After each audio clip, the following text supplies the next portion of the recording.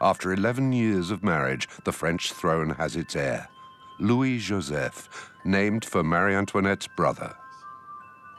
This birth saves Marie-Antoinette because she is now untouchable, having finally fulfilled her duty as Queen of France. Celebrated by her people, her position is secure. At 27 years old, sure in her authority, she looks out further in the garden, imagines rustic pleasures, and embarks on a new project.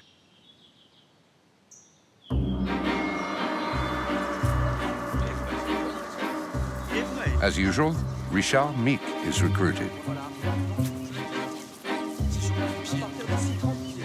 He will again build a sort of theatre, but this time the stage will stretch over several acres, encompassing an entire village. She wants a village.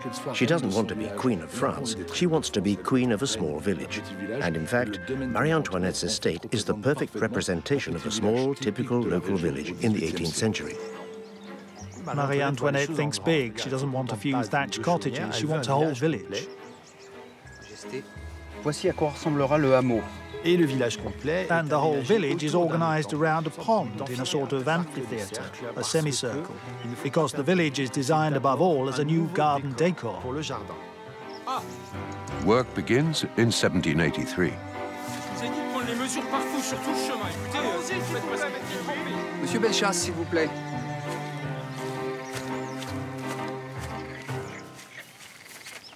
Sa Majesté désirerait déplacer le lit de la rivière. Oui. It will take 3 years to complete the 12 buildings, but the village is hardly more than a stage set. 6, 7, 8, 9, et juste là. Là, comme ça. When Marie-Antoinette commissions a village, the architect understands that this is her dream. So he designs a dream village. Everyone is instantly charmed by its simplicity and beauty.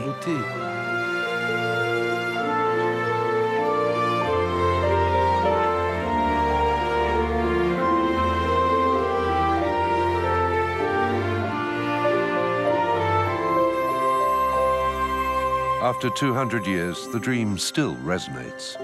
It looks like a rustic retreat, but it's just a few kilometers from the Palace of Versailles. Nothing here is quite what it seems. The hamlet is a kind of chateau, but a deconstructed version with several structures. It's a whole new vision of royal architecture.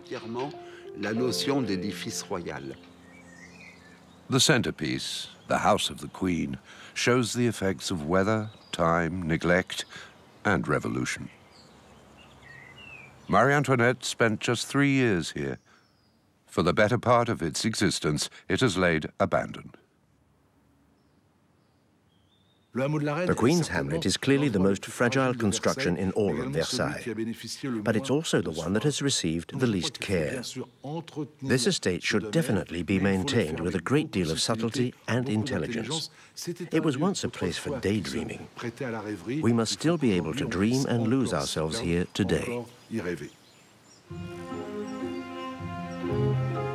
Like every dream, the hamlet is built on muddy ground, without foundations, out of flimsy and perishable materials, completely ephemeral.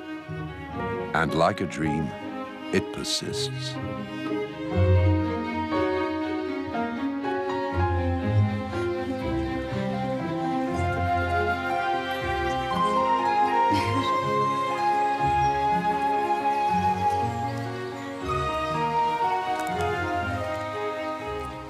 Peasant arrived back in France in June 1783. His feelings hadn't changed, and we know that from a letter that he sent to his sister. He wrote, "I cannot belong to the only person I want to belong to, the only person who truly loves me, and so I will not marry." She had a son, so she provided the heir to the throne, so she'd done her duty as queen. And that's when they became lovers.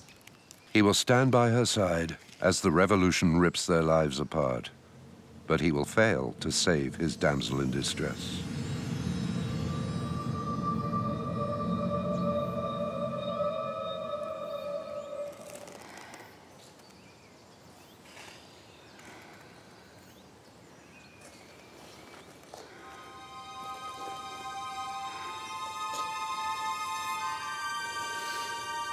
With the revolution, romanticism will take a new turn. The golden age will be looked for in the future. And no matter how modern they might seem, Fersen and Marie-Antoinette will belong to the past.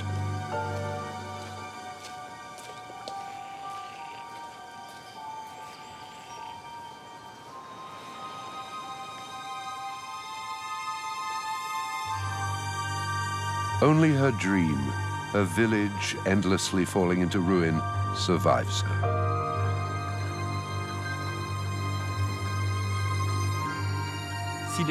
It has deteriorated mainly because it was neglected for 150 years. It's our responsibility to preserve its admirable authenticity. It is virtually in ruins, and we must act before it disappears. We're lucky to have incredible documentation on royal homes. We know the details of various building processes. We have drawings and designs. Every restoration is an act of archaeology. The house speaks to several periods. Restored by Napoleon for his wife Marie-Louise, repaired under Napoleon III for his Empress Eugénie, always undergoing changes in style and function. As for the exterior decorations, we have known all along that the new building built for Marie-Antoinette by Mick was painted like a theatre set. The work was done by the same craftsman who created the Queen's stage sets, intentionally making them look aged over time.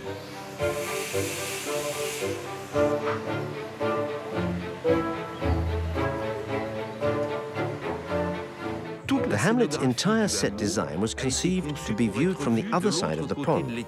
In other words, as far as 100 meters from certain structures. Some visual effects must be exaggerated and contrived in order to be seen.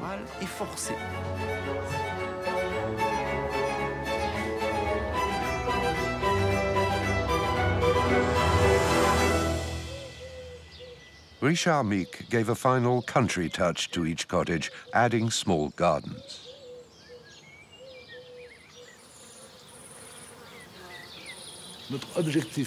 Our main objective is to restore the Queen's Hamlet to its original state by replanting the garden according to the lists of flowers and vegetables that were selected at the time.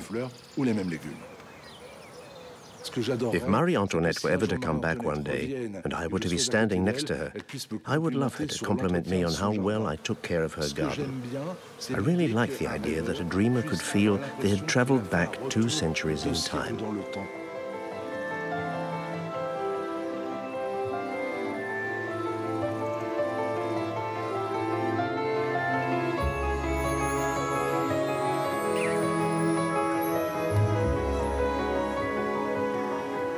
In 1785, her second son, little Louis Charles, the future Louis XVII, is born.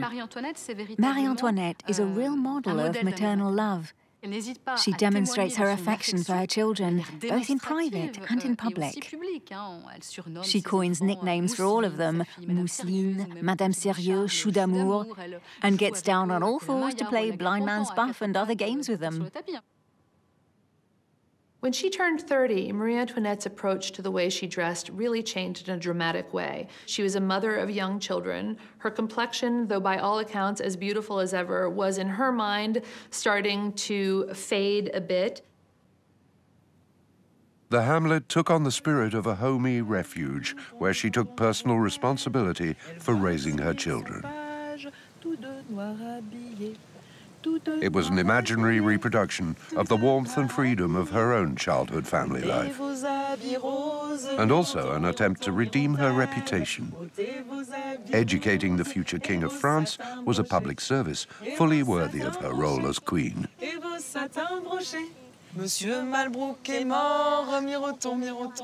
She gives them a modern, enlightened education, and although she herself hated reading as a child, she makes them read La Fontaine, Voltaire and Rousseau. She also oversees their spiritual education and teaches them values. Marie-Antoinette believes the Hamlet has educational value. She's intent on showing them what she believes to be the realities of peasant life. But the Hamlet is just a stage set.